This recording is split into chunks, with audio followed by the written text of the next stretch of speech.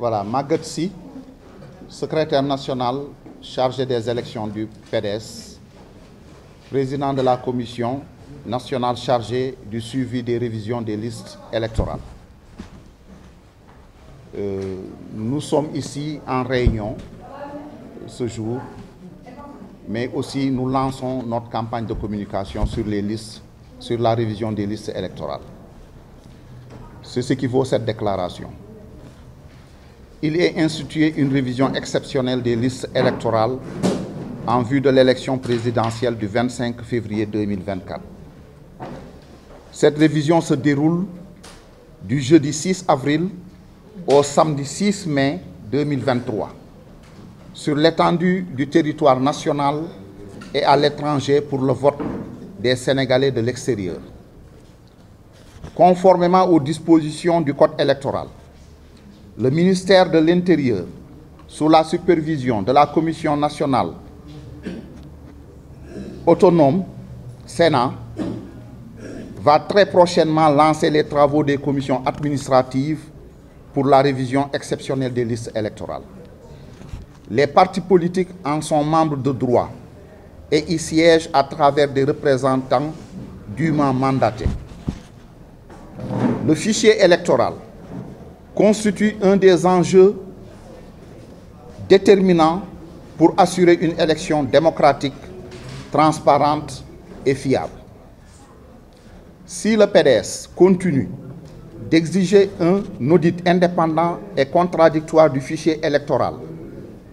sous le contrôle de l'Union africaine, de l'Union européenne et des États-Unis, nous devons nous mobiliser pour que tous nos militants et sympathisants soient inscrits sur le fichier électoral, en particulier les milliers de primo-votants qui rencontrent énormément de difficultés et d'obstacles dressés par le pouvoir dans le seul but de les empêcher de s'inscrire, comme cela a été déjà constaté lors des derniers scrutins des municipales et des législatives de 2022. Ainsi donc, le PDS prendra part à toutes les réunions convoquées sur le sujet par les autorités administratives. Notre parti sera représenté de façon effective et permanente dans toutes les commissions administratives opérant à l'intérieur du pays et à l'étranger. Nous allons assurer une mobilisation massive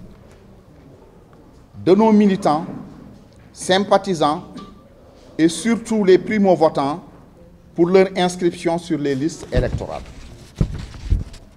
Le PDS assistera tout militant ou sympathisant en contentieux et contrôlera l'ensemble des listes provisoires publiées. Pour l'atteinte de ces objectifs et le succès de cette opération de révision exceptionnelle des listes électorales, le frère secrétaire général national du parti, Maître Abdoulaye Wade, a mis en place par décision administrative le 21 mars 2023 la commission nationale chargée du suivi des révisions des listes électorales. Cet outil de mobilisation, de veille, de suivi et d'alerte sera au service du PDS afin d'assurer à notre frère, candidat président, Karim Meïssa Wade, une victoire éclatante au premier tour de l'élection présidentielle du 25 février 2024. La réunion de notre commission, en ce jour du samedi 25 mars 2023, marque le coup d'envoi de notre campagne de communication avec un objectif principal. Un militant ou un sympathisant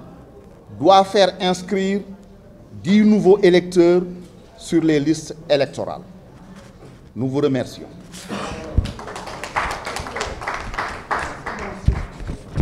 Si wuy si bu ngeen ñu wuy si suñu daje tey bi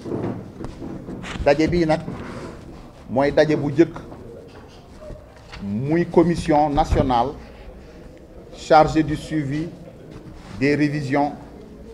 sur les listes électorales le frère secrétaire général national Maître Abdoulaye Wade daal di ko créé par décision le 21 mars bii weesu. xam ngeen ni saa yu ñuy waajal élection générale dañuy def maanaam nguur gi ministère de l'intérieur day organiser révision exceptionnelle des listes électorales. Donc si loolu la ñu jëm révision exceptionnelle des listes électorales dina tàmbale le jeudi 6 février wéy ba le samedi 6 mai 2023 ci biir réew mi ak ci bitim réew pour sénégalais ya nga xam ne ñu ngi fa te ñu war a voter. Parti politique yi su dee am ministère de l'intérieur day créer ay commissions yi ñuy wax des commissions administratives chargées des opérations de révision des listes électorales. Parti politique yi yoon daf leen may ñu fay teew en tant que membre de droit. moo tax ñun PDS daañu taxaw pour bépp commission boo xam ni bii taxawal nañ ko ci biir réew mi ak ca bitim réew ñu am fa ndaw bu ñu fa teewal. lu jëm ci wàllu fichier bi moo di document boo xam ne bii dafa dajale bépp doomu Sénégal buy voter sa tur sa sant fa nga dëkk sa numéro carte d'identité ak bureau ba ngay voter dëkk ba ngay voter mu ngi ci fichier bi. loolu mooy fichier bi. sénégalais yu nekk yi fii ci réew mi ak sénégalais yu nekk bitim réew ñu ngi ci fichier national. fichier boobu nag ñëpp xam nañ ni su fekkee ni fichier bi dafa am lu ci loxo di dugal walla loxo di wëlbati ak di yàq fichier boobu mënul tax ñu mën a wax ni élection am na ci élection bu leer walla élection boo xam ne bii lu ci génn li mën nañ ko jàpp mu méngoog bëgg-bëgg sénégalais yi. moo tax PDS du jóg di wax ni fichier boobu dañ ko war a defal un audit indépendant boo xam ne bii dañ koy saytu mais contradictoire nga xam ni du benn boor rekk koy def ñëpp ci ànd def ko joxe ci seen xalaat mais Union européenne Union africaine ak États-Unis ñu contrôler audit boobu. loolu la PDS di woote donte àgguñ fa PDS ci jamono ji day taxaw pour lépp loo xam ne lii kilifa yi mooy préfet yi ak sous-préfet yi woote nañ ko ci wàllu daje te mu jëm ci wàllu révision des listes électorales daañu am ku ñu fa teewal. moo tax ñu génnee déjà ñu nommé suñu ay plénipotentiaires muy ay ndaw yoo xam ni au niveau de chaque département au niveau de chaque arrondissement ñoom ñoo fay teewal parti bi di fa wuyul donc président Abdoulaye Wade. PDS dina def fexe commission administrative yépp nga xam ni commune bu nekk dina am lu mu tuuti benn commission administrative lépp luy représentation diplomatique wala consulaire dina am lu mu tuuti benn commission yooyu PDS dina taxaw pour que mu am fa ay ndaw yu ko fa teewal di topp liggéey bi nu mu waree. PDS dina taxaw itam ci mobiliser ay militants ay sympathisants mais mobiliser itam jeunes ya nga xam ni mësuñu voter ñooy wax les primo-votants parce que jafe-jafe ya nga xam ni ñooñu moom la ñuy jànkoonteel pour voter ji pour bindu ci liste yi gis nañ ko ci élection yi weesu muy municipales yi ak législative bu 2022 yi. loolu la PDS bañ mu amaat moo tax PDS dina taxaw pour xale yooyu mën a dem bindu ci. nan lañ siy taxawee nag moo di soñña leen gunge leen pour taxawu leen pour ñu mën a bindu. sunu parti dina taxawu si képp koo xam ni kii am nga jafe-jafe ñu koy wax contentieux amaana sa tur dafa nekkul ci liste yi amaana dañu binduwul sa tur ni ñu ko war a binde wala fa nga war a voter kenn defu ko yooyu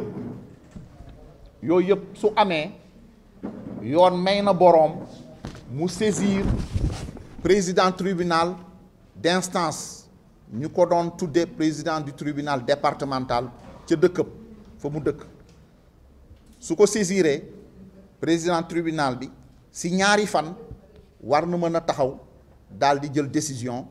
delloowaat citoyen boobu nga xam ni dañ ko bëgg a àtte ñàkkal ñuy delloo ko ay àqam pour mu mën a bokk ci liste yi moo tax pour loolu yëpp nag mën a antu frère secrétaire général national maître Abdoulaye Wade ci taxawaayam ci gis-gisam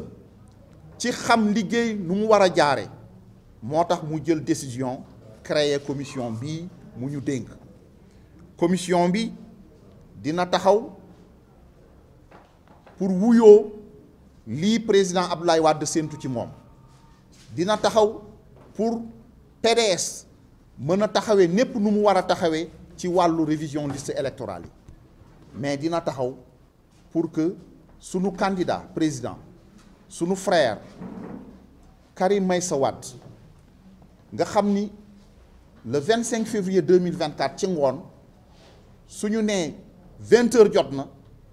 ñu ni jàll na président de la République au premier tour loolu pour mu mën a antu dañuy tàmbali tey campagne de communication bu yaatu sunu secrétariat national chargé de la communication et des réseaux sociaux moom moo koy porté mais def ci ànd ak sunu commission bii ànd ceeg responsable yépp pour que campagne boobu am succès tey nag la ñuy lancer campagne bi objectif principalu campagne bi moo di sas nañu militant bu nekk walla sympathisant bu nekk nga taxaw xar sa tànku tubéy inscrire fukki électeurs yu bees ci liste électorale yi jërë ngeen jëf